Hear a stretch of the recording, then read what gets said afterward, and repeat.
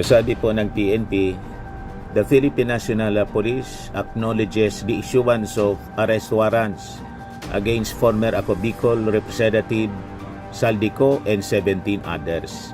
As announced earlier, count sa X, maya naman kayo, the President started his anti-corruption campaign with these words. Good to know he has the fortitude to finish this and hopefully keep his promise. Walang kamag-anak kaalyado. They raised 38 million in auction. Yung amount to be fully remitted to the Bureau of Treasury. Sabi po ni BOC spokesperson Chris Bendijo, the 4 cars remaining with the Bureau after a failed bidding will be re-auctioned. The fleet was put up for bidding after being seized by the government in September by the Diskaya couple. Nagbabagang mga balita at pagtalakay sa mga isyu ng lipunan. Pulsa, opinyon, banat at paglalantad sa katotohanan. Pulsa, what you see is what you get. You decide. Ito po mga kababayan, si Dante Maravillas. So bigyan ko po kayo ng update ng mga kaganapan para pag-usapan po natin. After mga kababayan na i-announce ng ating Pangulong Bongbong Marcos kahapon ang warrant of arrest kay dating Ako Bicol Congressman Saldico and 17 others, nagpaabot na rin po ng pahayag statement yung Philippine National Police. Sabi po ng PNP, the Philippine National Police acknowledges the issuance of arrest warrants against former Ako Bicol Representative Saldico and 17 others. As announced earlier today, kahapon po, by President Ferdinand Marcos Jr. in connection with the alleged irregularities in flood control projects. The PNP is coordinating closely with the Sandigan Bayan and other concerned agencies to ensure the lawful and orderly implementation of these warrants. We assure the public that due process will be strictly observed, and the individuals involved will be accorded all rights guaranteed under the law. Iyan po mga kababayan ang policy ng Marcos administration. Hindi po siya nagmamadali. Wala pong shortcuts. Kaya minsan, medyo matagal. Pero sa totoo lang, mabilis nga po, hindi man matagal. Ang nagsasabi lang po na matagal yung mga critics ng Marcos administration. The DDS influencers. Para siraan po yung Marcos administration. Di ba po? Napakabilis ng aksyon ng ating gobyerno, ng Marcos administration. Pero mga kababayan, ino-observe strictly yung due process. Walang AJK po dito. So lahat ng karapatan under the law will be strictly observed. This development reflects the continuing effort of government institutions to ensure transparency and accountability in public service.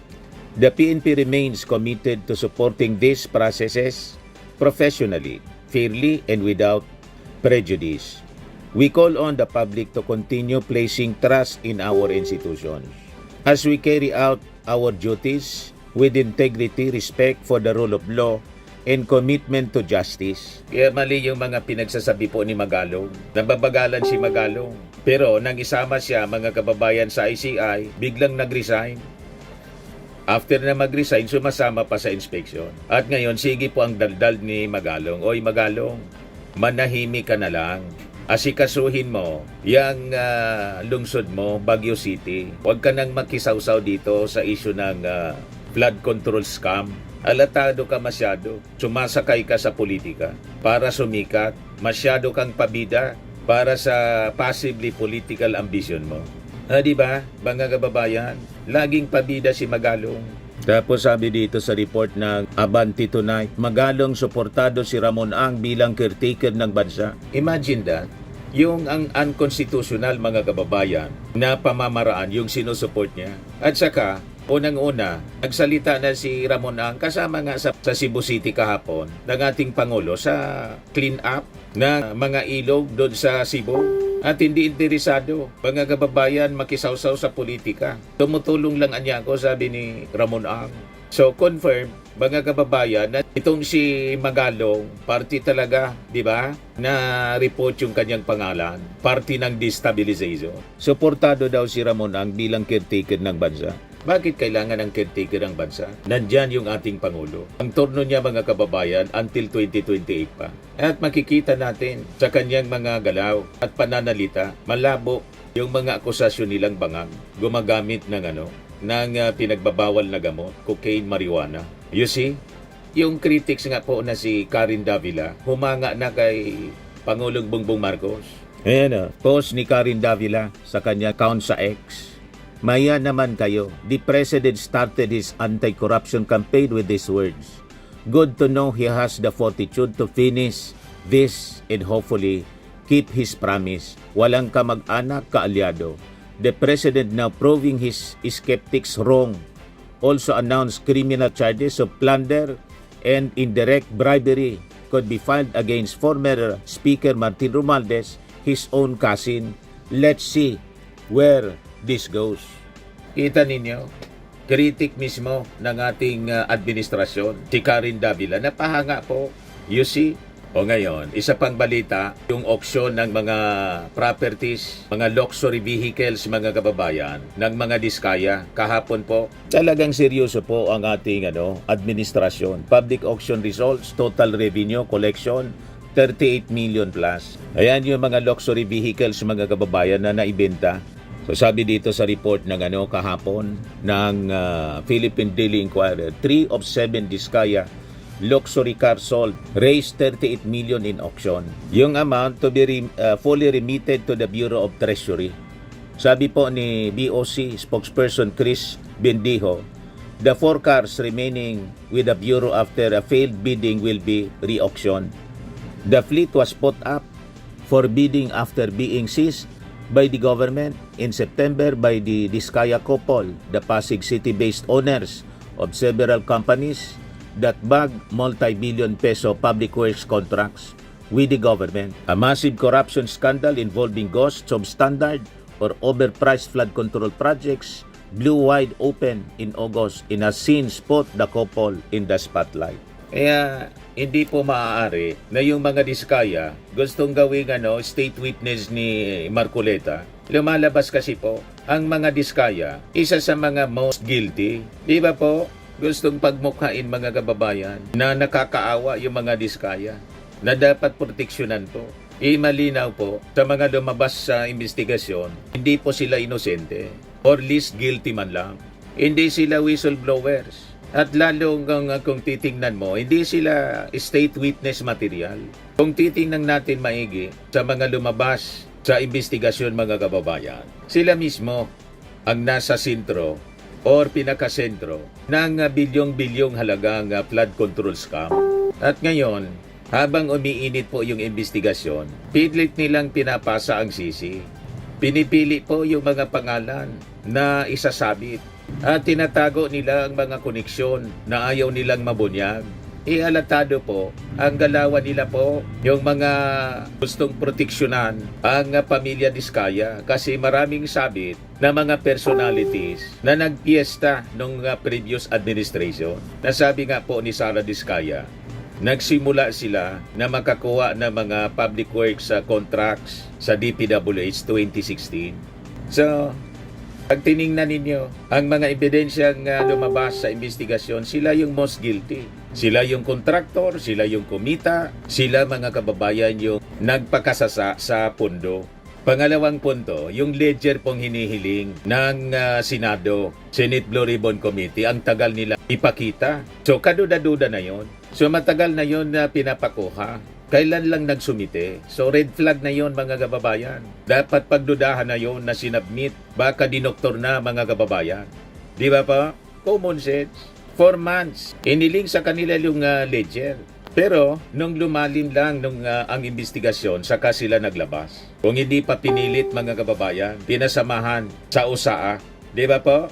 At ngayon gusto nilang paniwalain yung publiko na yun daw yung totoong ledger. Malamang na doktor na po mga kababayan. Sa totoo lang po, in an investigative practice, mahina po yung ebidensya na matagal nang tinago. Lalo ang nagtago yung suspect mismo.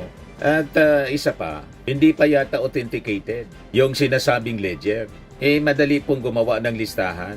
Di ba po? Madaling magdagdag, madaling magbawas. Pwede nilang ilagay yung gusto lang nilang idiin at tatanggalin yung mga taong gusto nilang proteksyonan. Di ba po? At isa pa, ang katakataka dito sa pamilya Diskaya, mag-asawang Diskaya. Walang mga officials ng previous administration na binabanggit sila. Habang inamin nila sa pagtatanong mismo ni Bato, 2016 sila pumasok. At based mismo sa records, yung pagtatanong po ni Representative Jinky Luistro, napatunayan 2016 onwards up to 2022. Bilyon-bilyon yung na-coordinate nilang projects during the Duterte administration. Pagdating ng 2022, pabagsak na siya po. So, madaling sabi, talagang kumorner sila ng napakaraming projects during the previous administration. Ayan 2016, nagsimula 2017 hanggang 2023.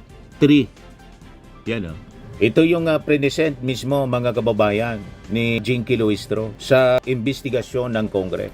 Citing SAC documents, Garin said, the firms collectively posted 99 million in revenue in 2016 which then grew to 1.3 billion or by a staggering 952% in 2017.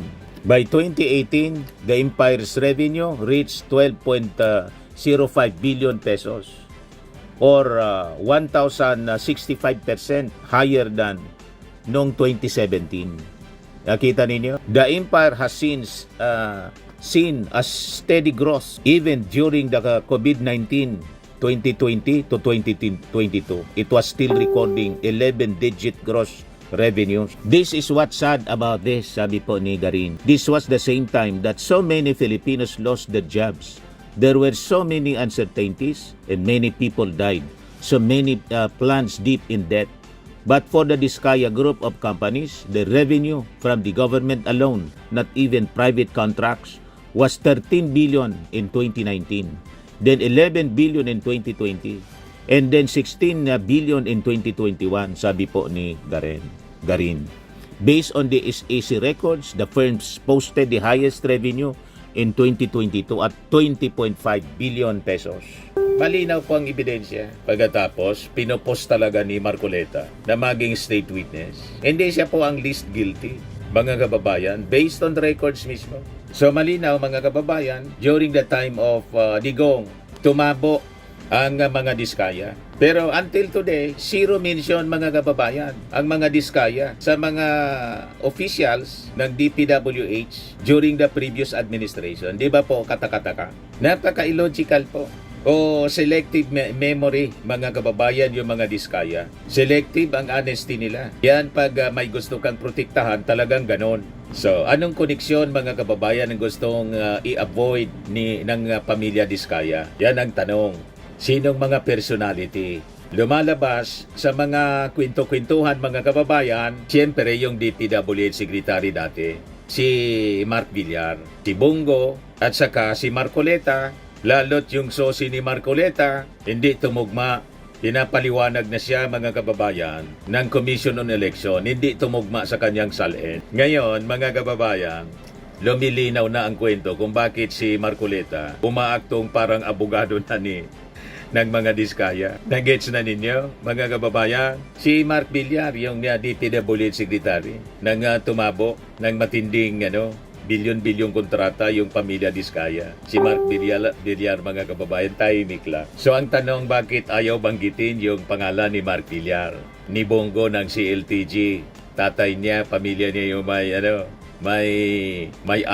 Ang ginagawa lang ni Bongo, mga kababayan, mag-deny. Wala daw siyang kinalaman. Yung company ng mga Diskaya, may joint venture po sa CLTG. Ang construction company ng pamilya ni Bongo.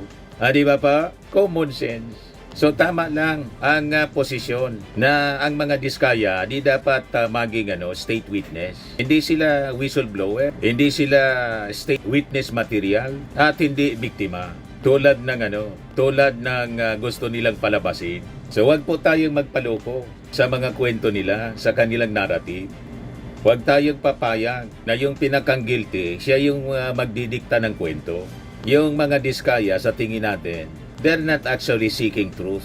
They are seeking protection for themselves at saka sa kanilang mga kaalyado na nagbigay sa kanila ng pakinabang. Di ba po? Yun ang malinaw sa kwento. Yan report ito ng Rappler. Mark Villar, Bunuan, Cabral operated kickback system in DPWH. Sabi ng witness na si DPWH Yusek Roberto Bernardo. Yun ang mga pangalan na ayaw banggitin ng mag-asawang diskaya. Di ba po, mga kababayan? Firmax Firming and Lifting Cream, pinapahid po sa mga pulses in affected area. Mainam po sa paninigas ng mga kaso-kasuan. Ito naman po, Automax Radiant Serum. Sa mukha naman yung application, anti-aging po siya. You will look 10 years younger than your age. Sa mga cancer patients naman po, baka lang gusto ninyo itong itry. Neng siya red mix fruit drink. Hindi mo po siya gamot, food supplement siya. Kaya lang, gawa siya mga kababayan sa goji berry. Yung goji berry, may anti-cancer properties. O ngayon, yung mga inquiries ninyo, dumiritso na lang kayo sa aming messenger sa Facebook para masagot namin agad. Ayos pa?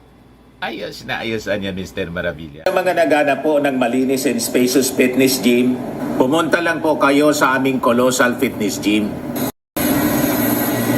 May Grab car rental din po kami. But anyway, ito po pala yung aming bagong product na binibenta online. I am worldwide amazing pure organic barley powdered drink mix from Australia. Negosyo to ng aking anak na architect entrepreneur Riz Maravillas. Ayan po. Kontakin na lang po ninyo siya, Riz Maravillas on Facebook. Ang mga health benefits niya, boost immunity, improves digestion, enhance energy levels, pack with antioxidants, prevent cancer. Ito naman po yung bago naming product na binibenta online. Eye Glow Serum, whitening po siya. Tingnan ninyo yung epekto sa aking anak na architect before and now. Yung mga inquiries po ninyo, dumiretso na lang kayo sa kanyang Facebook account, Riz Maravillas.